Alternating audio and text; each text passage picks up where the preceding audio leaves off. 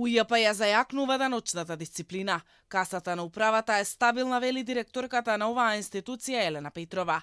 Заклучно до вчера, во управата за јавни приходи се собрани речиси 1,9 милиарди евра по основ на даноци. Речиси целосно е наплатена предвидената сума за 11 месеци. Заклучно со вчерашниот датум се собрани околу 116 милиарди денари по основ на даноци.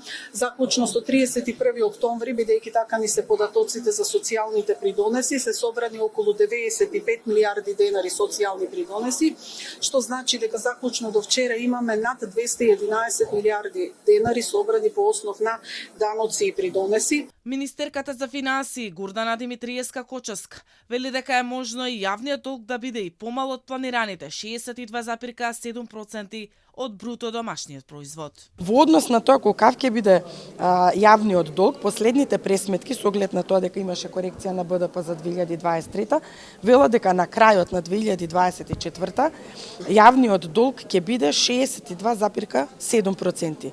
Да оставиме да видиме во тој дел и сум ви кажала многу пати.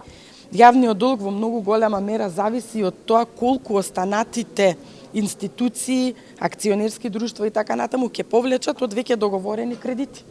Ако не ги повлечат, можеби нема да е ни 62,7. Аналитичарите препорачуваат владата да троши и да го стимулира развојот за време на криза, а да намали со субвенциите и помошта кога на економијата и оди добро. 2025 година според нив ќе биде пресудна.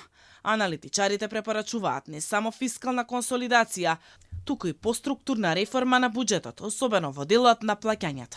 2025 година веќе се знае, ќе имаме буџетски дефицит 4% и проекција на растот од 3,7% и понатаму гледам дека постои простор во цела 2025 година да се работи на поструктурна консолидација на буџетот. Оние ставки кои ги спомена и министерката, тоа се делот на субвенции и трансфери, понатамошно да се погледне во делот на социјалните бенефиции што може да се направи и можеби во делот на плати. Експертите на дискусијата за фискалните политики одржлив развој посочија дека владата мора да спроведе структурни реформи за економијата да достигне раст од 4,5%. За економски раст од 4,5%, меѓутоа предуслов е да тие структурни реформи се реализираат, а тоа е реформи во образованието, во здравството, инвестиции во инфраструктурата, инвестиции во зелена транзиција.